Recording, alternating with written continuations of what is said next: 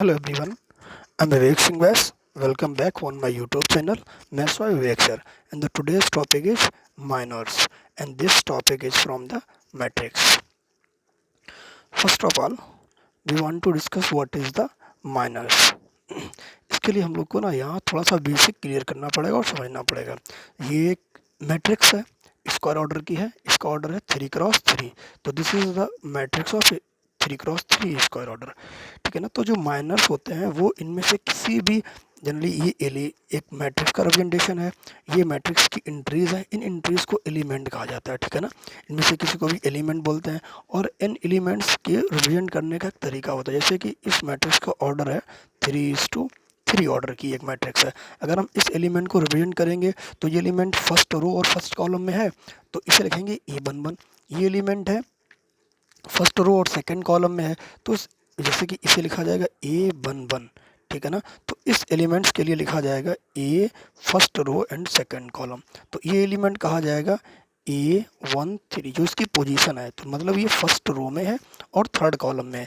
ये होती है रो, ठीक है ना, सेकंड रो और this is the third row and this is our first column, this is our second column and this is our third. मान लो अगर हम इस एलिमेंट को रिप्रेजेंट करना चाहें, ठीक है ना, तो इस एलिमेंट क्या लिखेंगे, ये एलिमेंट जो है ना वो 1 2 3 थर्ड रो में है और सेकंड कॉलम में, तो इसे लिखेंगे थर्ड रो और सेकंड कॉलम।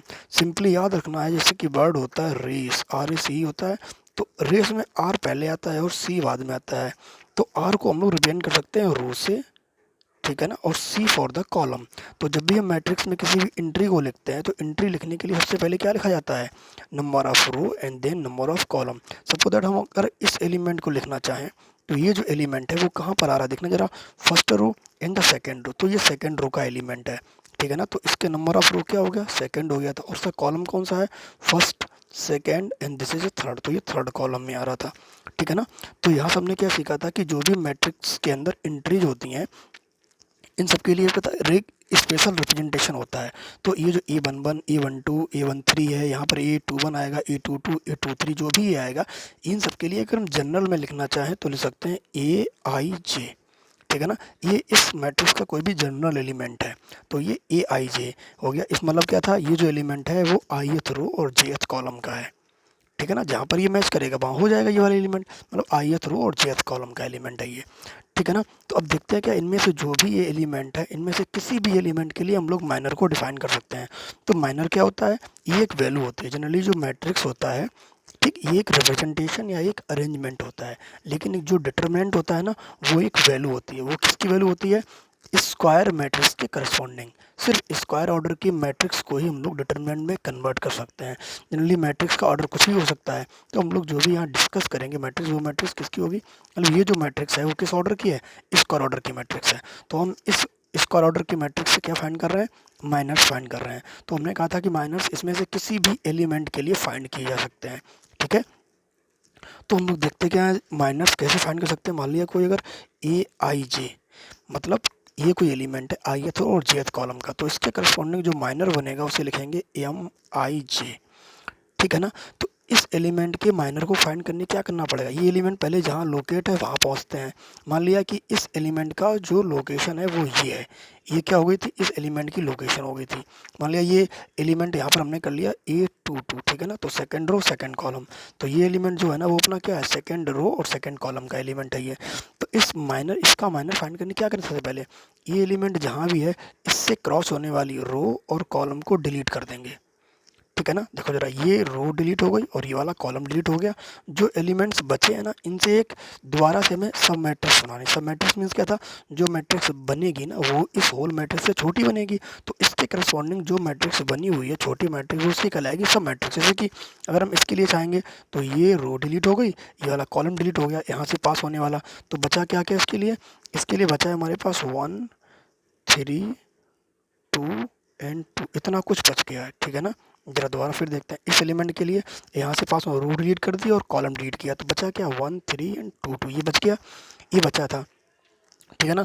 अब करते क्या, ये जो सब मैट्रिक्स बची है, क्योंकि ये वाली मैट्रिक्स है, ठीक है, और ये जो एलिमेंट है वो इसी मैट्रिक्स से आ रहे हैं, तो इसके करस्पॉन्डिंग अगर इसका नाम देंगे तो क्या कहेंगे, सब मैट्रिक्स। अब हमें करना क्या होता है, इस सब मैट्रिक्स की हम एक डिटरमिनेंट बनाएंगे। तो वो क्या बनेगी डिटरमिनेंट, वो बनेगी 1 3 2 एंड 2 ये बन गई डिटर्मिनेंट। यही डिटर्मिनेंट इस एलिमेंट के लिए माइनर कहलाएगी। ओके, तो ये क्या हो जाएगा माइनर M22। समझ में आया क्या कहा तुमने? जिस एलिमेंट के लिए हमें माइनर फाइंड करना होता है उस एलिमेंट जो भी उसकी लोकेशन है वहाँ से रो और कॉलम, जो वहाँ से रो और कॉलम्स पास हो रहे हैं उन्हें डिलीट करने के बाद जो एलिमेंट्स बचेंगे उनसे बनाएंगे एक सब मैट्रिक्स। उस सब मैट्रिक्स की जो डिटर्मिनेंट होगी वही क्या कहलाएगी माइनर। तो इसकी डिटर्मिनेंट फाइंड करना बहुत ईजी। क्या करते हैं इसके लिए? पहले ये वाला कैलकुलेट करते हैं माइनस ये कर देते हैं। तो पहले क्या आएगा 1 इंटू 2 ये हो गया 2 और माइनस 3 2 जा 6, मतलब कितना इसका आंसर आएगा -4। तो माइनर ऑफ 2 2 कितना आया? ये आ गया था -4। ठीक है ना। अब हम लोग देखते हैं इनमें जो बची हुई इंट्रीज हैं इन सब के लिए माइनर फाइंड करेंगे। ओके ओके, इफ अगर we want to find the minor M11, अगर हम M11 चाहिए होगा तो M11 के लिए ये एलिमेंट है A11, इसके करस्पॉन्डिंग ये तो माइनर हुआ जाके M11, यानी कि M11 जो माइनर है वो A11 के करस्पॉन्डिंग हुआ जाके। तो A11 एलिमेंट था ये वाला, ये एलिमेंट है A11। ठीक है ना। तो इस एलिमेंट यहाँ जो A11 लिखा था इससे देखो जरा ये क्या हो रही है रो पास हो रही है और ये हो रही है first column. Means A11 means क्या था फर्स्ट रो और फर्स्ट कॉलम को डिलीट करने के बाद जो भी बचेगा उसी की जो सब मैट्रिक्स बनेगी। सब मैट्रिक्स से क्या बनाएंगे डिटर्मिनेंट, वही तो इसकी वैल्यू होगी जाके बताया था अभी। तो यहाँ के लिए क्या था ये A11 एलिमेंट है तो इस रो और इस कॉलम को डिलीट करने के बाद क्या क्या बचेगा -1 2 5 2 बचेगा। तो -1 फिर बचेगा 5 और फिर बचेगा 2 फिर बचेगा 2। ये जो सब मैट्रिक्स इसी का क्या चाहिए मैं डिटर्मिनेंट, ये वैल्यू हो जाएगी M11 के लिए। ठीक है ना। तो क्या था मतलब जो भी फर्स्ट एलिमेंट ये M11 मीन्स क्या था फर्स्ट रो और फर्स्ट कॉलम। तो इसके फाइंड करने के लिए फर्स्ट रो और फर्स्ट कॉलम को डिलीट कर दो, जो भी ये बचा हुआ है इसका क्या बना दो एक डिटर्मिनेंट, और इस डिटर्मिनेंट की जो वैल्यू आएगी वही कहलाएगा वैल्यू ऑफ M11, मतलब कि इस A11 एलिमेंट के करस्पॉन्डिंग माइनर की वैल्यू। ठीक है ना। ठीक है ना। तो यहाँ से हमने और भी सारे जो M12 था M13 M21 ये सारे यहाँ से बना लिए। ठीक है ना। तो इनकी वैल्यूज कैलकुलेट करते हैं, बस कुछ नहीं हमें डिटरमिनेंट फाइंड करना। तो यहाँ कितना आएगा -1 इंटू 2 ये हो जाएगा -2। ठीक है ना। और फिर ये हो जाएगा 10, वो भी निगेटिव का लिखा जाएगा। तो क्या करते हैं पहले हम सबसे पहले हम ये वाला मल्टीप्लाई करते हैं फिर माइनस टाइम्स ये वाला मल्टीप्लाई करते हैं, मतलब पहले ये वैल्यू रखते हैं। ठीक है। फिर निगेटिव लगाते हैं फिर हम सेकंड वाली वैल्यू रखते हैं। ठीक है ना। तो पहले हमने ये लिखा ये डिटरमिनेंट फाइंड करने तरीके तो पहले हमने ये लिखा तो -2 आया माइनस फिर ये कितना आएगा 10। ठीक है ना। ये वाली वैल्यू आ गई। तो ऐसे यहाँ से हम लोग ये सारे कैलकुलेट करते हैं जो भी हैं। तो यहाँ से देखिए हमने ये सारी वैल्यूज जो थी वो कैलकुलेट कर ली थी। ठीक है ना। इसके लिए कितना आएगा 8 -6 ये आएगा 20 और ये प्लस का 3 हो जाएगा, ये आएगा -6 माइनस का 10 आएगा, ये हो गया 2 माइनस का 6, ये हो जाएगा 5 प्लस का 9 निगेटिव आएगा तो प्लस का 9 हो गया। इसके बाद ये M31 है, M31 ये वाला एलिमेंट है, इसके लिए क्या करना पड़ेगा ये रो और ये वाला कॉलम डिलीट कर देंगे तो बचेगा -3 -1 2 एंड 2। देखो भाई लिखा है -3 -1 2 एंड 2। इसके लिए कितना आएगा माइनस का 6 हो जाएगा और ये प्लस का 2 हो जाएगा। ठीक है ना। तो ये सारे हमने M33 तक के कैलकुलेट कर लिए हैं। ठीक है ना। तो ये रहा अपना ये वाला क्वेश्चन सारा कंप्लीट। ठीक है ना।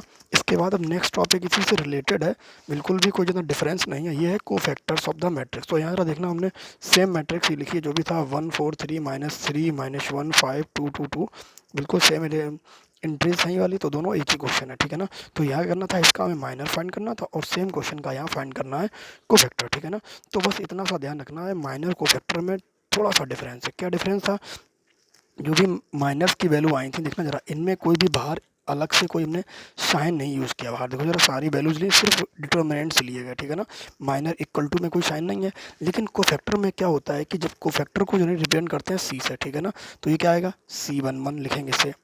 ठीक है। फिर लिखेंगे इसे हम लोग C12 C13 C, इसके लिए आएगा फिर 21 फिर C22 हो जाएगा फिर C23 हो जाएगा फिर इसके बाद आएगा C31 C32 और C कितना रहेगा 3 एंड 3। ठीक है ना। तो ये सब इंटीज रहेंगे। इनके लिए दूसरा हम बहुत ही सिंपल सी ट्रिक बताते हैं, इनमें ज़्यादा सा कोई डिफरेंस नहीं है चाहे आप माइनर फाइंड करें या कोफैक्टर। देखो जरा ये जो वैल्यूज आई थी ये भी इन दोनों में माइनर्स एंड कोफैक्टर, ये था माइनर्स और कोफैक्टर में बहुत ही ज़्यादा सिमिलरिटी ये होता है। जैसे कि ये मेरे पास कोफैक्टर था, अगर इसके लिए माइनर चाहिए होगा तो यहाँ कितना आएगा जो M11 की वैल्यू है वही आ जाएगी। बस ये रहा देखना जब भी इन दोनों का सम क्या हो जाएगा ऑड हो जाएगा। अभी यहाँ इवन है, यहाँ देखना सम कितना हो रहा है दोनों का सम ऑड हो रहा है, ये सम फिर इवन हो गया फिर ये सम ऑड हो गया ये इवन हो गया ये सम ऑड हो गया, मतलब 2 3 5 ऑड है ना, और 2 2 4 क्या था 2 2 4 ये इवन था। तो जब भी सम क्या रहेगा सम ऑड बन जाएगा। ठीक है। यह सम क्या बनेगा, इवन बनेगा।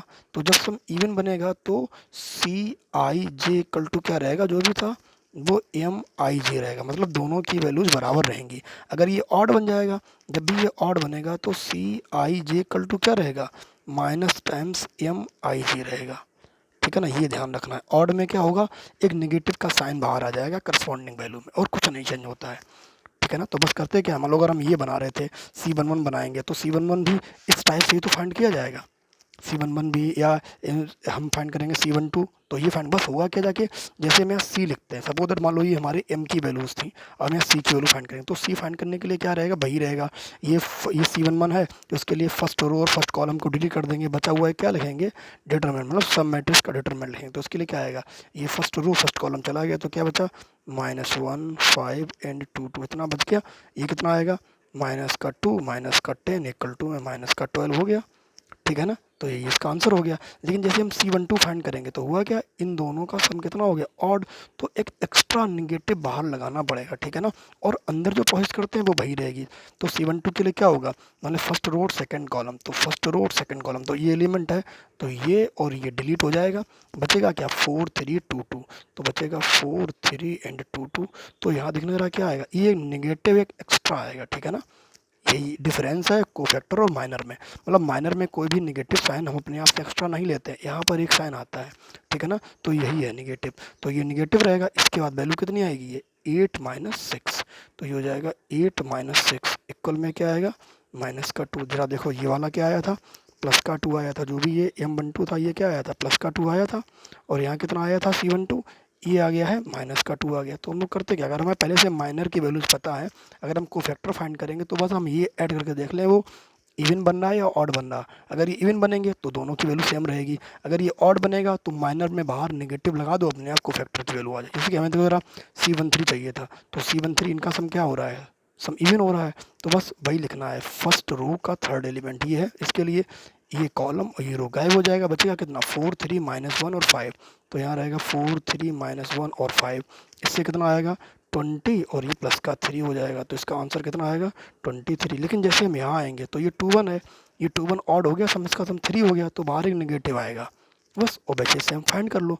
तो यहाँ क्या लिखेंगे, सेकंड रो और फर्स्ट कॉलम, तो सेकंड रो और फर्स्ट कॉलम इस एलिमेंट के लिए फाइंड करेंगे, तो ये डिलीट हो जाएगा और ये क्या बचेगा, -3 5 2 2 बचेगा, तो -3 5 एंड 2 2 बच गया। बस कैलकुलेट कर लो, ये निगेटिव बाहर का लिखा रहेगा, यहाँ कितना आएगा -6, और माइनस का क्या हो जाएगा ये 10। ठीक है ना, तो कितना आंसर हो गया, माइनस का 16, और बाहर एक और निगेटिव है तो ये कितना हो गया, प्लस का 16। समझ में आ रहा है ना। तो बस क्या था, माइनर और कोफैक्टर में यही रिलेशन है कि अगर कोफैक्टर का ये वाला साइन के ये इन दोनों का सम अगर क्या हो रहा है, जो भी ये आई जे का सम था, जैसे कि ये सम इवन हो रहा है, ये वाला ऑड हो रहा है, अगर सम ऑड हो जाएगा तो यहाँ बाहर निगेटिव आएगा। ठीक है ना, अगर सम इवन रहेगा तो सिंपल सी डिटर्मिनेंट लिखी जाएगी, ये लिखी जाती डिटर्मिनेंट वाली, ये इनके अंदर जो एलिमेंट लिखने हैं वो तो कोफैक्टर से सीख ही चुके हैं। जैसे यहाँ क्या आएगा पॉजिटिव, तो यहाँ क्या आएगा निगेटिव आएगा, ये 3 और 1 4 हो रहा तो पॉजिटिव आएगा, यहाँ निगेटिव आएगा, और यहाँ इनके अंदर एलिमेंट तो फिल करना आता ही है, और इसकी वैल्यू फाइंड कर लो। ठीक है ना, तो ये डिफरेंस था छोटा सा कोफैक्टर और माइनर में। अब हम लोग को कोफैक्टर और माइनर अच्छे से समझ में आ गए थे। अब नेक्स्ट जो हम वीडियो बनाएंगे उसमें हम लोग सीखेंगे कि कैसे इनका इनवर्स और एडजॉइंट फाइंड करते हैं। ठीक है ना, तो ये फर्स्ट वीडियो है चैप्टर के लिए। ठीक है ना, माइनर और कोफैक्टर के लिए ये अपनी फर्स्ट वीडियो थी। तो सेकंड वीडियो में ये सीखेंगे कि हम लोग इनसे एडजॉइंट कैसे फाइंड करते हैं और इनवर्स कैसे फाइंड करते हैं। ठीक है ना, अगर कोई भी इसमें रिलेटेड क्वेरी हो इस चैप्टर से, मतलब इस टॉपिक से अभी तो ठीक है, तो कमेंट बॉक्स में इस पूछ सकते हैं, हम ज़रूर रिप्लाई इसका करेंगे। ठीक है ना, आई होप आपको समझ में आई होगी। Thank you.